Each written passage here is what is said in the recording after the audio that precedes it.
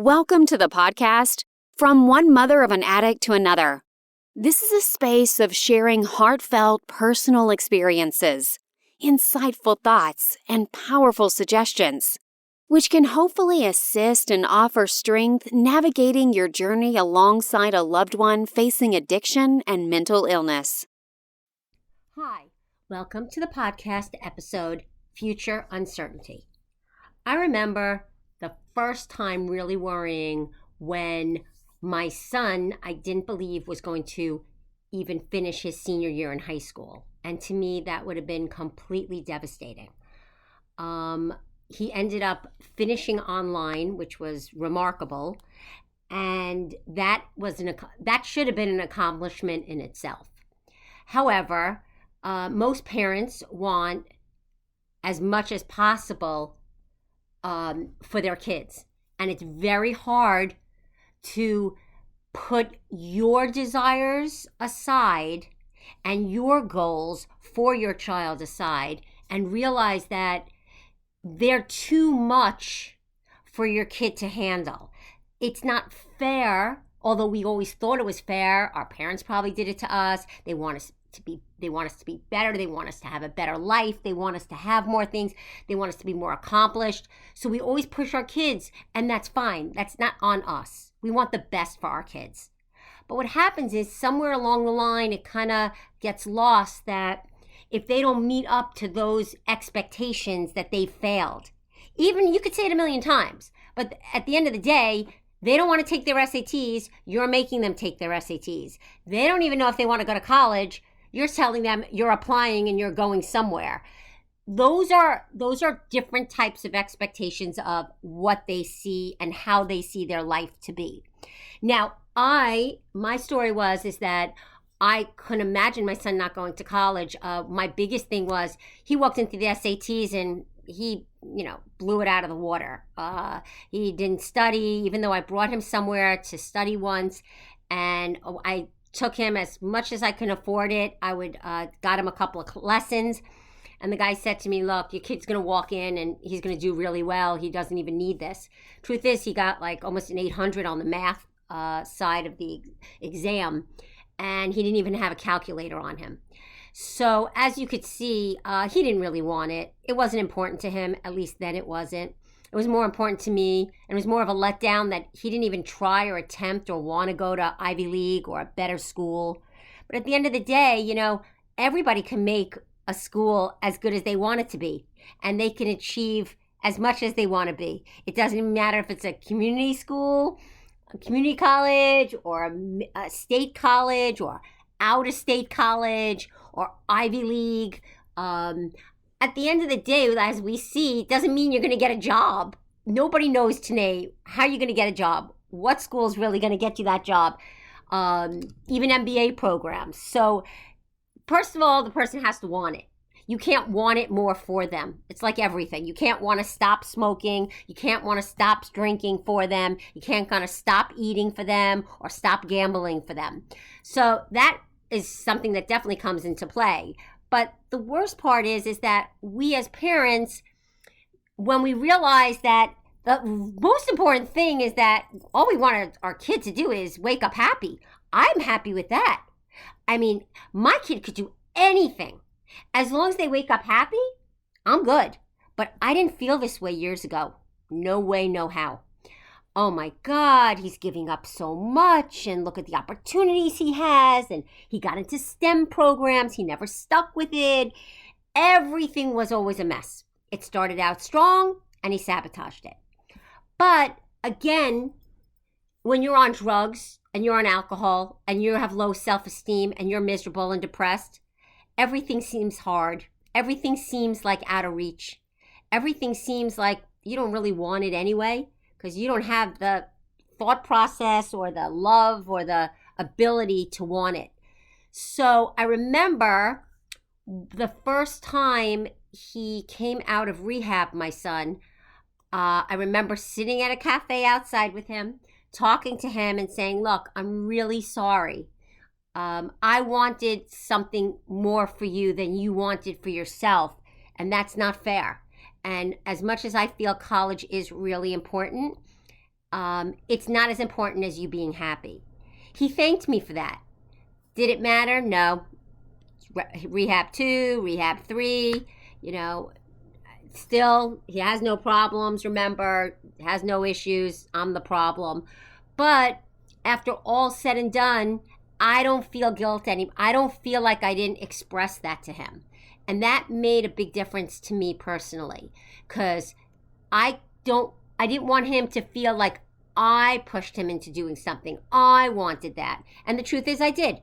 And I find the more parents I speak with, the more people I discuss this with, it's all about what their kids didn't do, what they didn't finish, what they didn't accomplish, what this kid is like, and that kid isn't still independent. That kid is still living at home. Sometimes it could take an extra 20 years, but guess what? At the end of the day, your kid's now moving into an apartment. Your kid is going to be independent. Your kid just finished his degree. Wow. Doesn't matter if it takes 10 years. Look at the accomplishment. It's that is where we should put our efforts into. Even the little accomplishments. You do get to a point after a certain amount of years of coping with your kids' addictions is, like I said, you just want them to wake up. And then the other thing is you want them to wake up happy. And it doesn't matter if going to Starbucks and talking to people all day, or working in the library, or caring for an elderly person, or being someone's housekeeper, or car wash, or tutoring, whatever it is that your kid or their job is. It's good as long as they're waking up happy. And that's really something to remember, because the future of uncertainty is really just that. You don't know the career paths that someone's going to be able to take and cope with. Intellectually, oh my God, off the charts. All our kids are off the charts. Very bright, very bright. But remember, all the years of drugs and alcohol, it affects them. It affects their brains. It affects them thinking clearly. They definitely have mental health issues. The ability to stick to an educational path is extremely difficult. Like when my son went back to school and attempted it, and I know he really wanted it, and I know he did really well. But the problem was that he was so busy worried about what he didn't have. He didn't have that social life. He didn't feel like he fit in because he wasn't at the same place and time as everybody else was. So that already made him feel like an outcast and gave him that low self-esteem. When in fact, if he had better self-esteem, he would have realized, like, wow, I just got to blow this out for the next 2 years, work on this, and then I could get to the next step where I want to be. But I don't even know if he really knew where he wanted to be, because I think he just felt like that was the thing to do, finish college, and which he didn't, but he did get through 2 years. But it's still not the same thing. And at the end of the day, there's a lot of financial responsibilities that come with all this, and the potential of people taking out loans for you and then being left with them because they're for sure not running back to pay you back for that. And what about also, the financial burden of what lies ahead? I remember saying to my son, if you can't get a job, you're going on disability. Like, figure it out, go to the state and figure out how to apply for disability, because you're not capable of working. That's okay. Then you're not capable of working. You need to start seeing the therapist again and a psychiatrist. And he didn't want to know from any of that. And, again, the relapses and the recoveries, and it's a constant reminder that baby steps. And for you as a parent, and I know I've been there, I know the feeling, you have to remember that everything, if you started for 1 year and they were able to stay in college, great. If they had to get out and it just wasn't working for them, that's okay too. They finished 2 years. You're almost better off trying to direct them maybe more and where their interests are. Remember, go back to the fundamentals. What makes someone feel good about themselves? Something they're good at. Focus on something they're good at. Like if they're good at drawing, Okay, then maybe go to one of these after school programs and hang out with kids and draw. Go to, depending if it's working on selling cars and loving cars, like it doesn't matter what you think this job's going to be or what it looks like to you. Getting up every day and having a purpose is more important than anything, really anything. If your kid's not getting up in the morning and has no purpose, that's a big problem. That's a path down to nowhere, and just in the unknown. And that's the problem also with all of us. When you're wanting to plan out and want the best for your kid, and you just can't control the situation, it's frustrating and it's hard because, again, here we are. We want to do everything for them. We give them our last dollar just to make their lives better. And they'll spend it, but it won't make their life better or ours. And that's why the future is unknown. It is 100% unknown. And that's really the toughest thing to get used to. And until we get used to it, it's coping with how do we control ourselves from putting our thoughts, our desires, our thinking of what's important, not in their heads, and letting them, our adolescent addict or recovering addict, figure that out. Now, again, helping them figure that out is one thing. Sitting down, talking about what they're thinking, making like sheets, columns. Oh, this would work. Maybe that wouldn't work. I like to get up later. I like to sleep in, or I like to go to bed late. So maybe a later job is better. Those kind of things are helpful, putting things in perspective. But at the end of the day, if someone's not willing to work on that, then they're not willing to work on it. And then you're going to get frustrated and they're going to feel like they let you down. So again, it's better off to not get so involved, stand back. And the best thing to remember is, again, you can't fix this or solve this, but you could be there to hug them and love them and give them the support they need. So at the end of the day, you've done everything. Because that's all you really can do. And I find it interesting when I hear people say, even online, I listen to people, I'm reading what people are writing about, and they're like, I've done everything, I've done this, and I've done that. Well, probably they didn't ask that of you. You made those decisions to do that. So why are you blaming the addict? I'm not blaming my addict for that. I made those decisions. My kids mean everything to me. But it does get to a point where it's not healthy. I know that now, but I didn't know that then. And I felt that I wasn't doing enough. I got to keep doing. I got to keep pushing. I got to keep making it better. And then he'll get to that place and it will be better.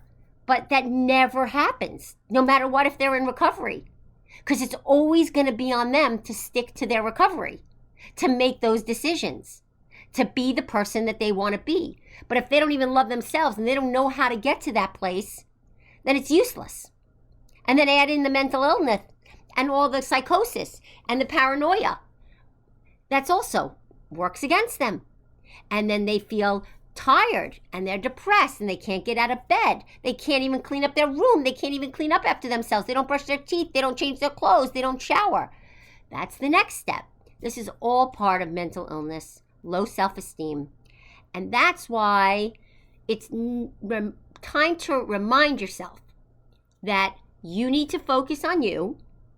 There is no guilt because you're not controlling or trying to control and make decisions for someone that possibly will listen, won't listen, blame you if they don't want to do what you end up pushing them into doing, which I've heard many a times. And I think also, like, one of the other things that we got to remember is the future is uncertain no matter what kind of life you have, no matter who you are, right? So everyone should wake up every day and try to make the day the best they can. And then if it's not the best day they can, they wake up the next day and try to make it better. And that's a positive thinking. That's a realistic way of looking at it, right? But with someone that's an addict, recovering, fell back into it, going back to rehab, there are a lot of ups and downs. So it obviously doesn't just affect the addict. It affects everyone in their life, everyone. Unless you completely are disassociated with the addict, or they push you out of the way and they become estranged and you don't see your addict or speak to them for a long time, or their family. So that's another whole way of looking at it, and that's a whole other sad future, not knowing of that unknown. So what's better, having them, seeing them every day, but being kind of disappointed because they're not doing anything with their life, or not having them in your life, not seeing them, not knowing anything about their life, and not being a part of their everyday life? No matter what, it's horrible. And the future is uncertain for either scenario, because it doesn't really matter if you're there or not. At the end of the day, we can't make decisions for someone else. They have to make that decision. So I try to just keep positive and feel like maybe one day my son will come back and understand that he has a whole family that loves him and wants to support him, but only in a healthy way. And if it's another way, then none of us are interested, because we've been through this too long and have been affected too much, and it's not going to benefit any of us, nor the addict, if they come back into your life unhealthy. So I hope this helps. And again, there is no right or wrong. It's just learning from this, listening, trying to see maybe you could take a little glimpse of this into your life and maybe make it a little better. Maybe you have a high school kid right now and you see that they're really not sure of what they want to do. Why push them? Because you're saying college is important? They don't even think it's important. They don't, what? You want them to go off to college, smoke, drink, because when they get into fraternities, what do you think they do in sororities? They all do that.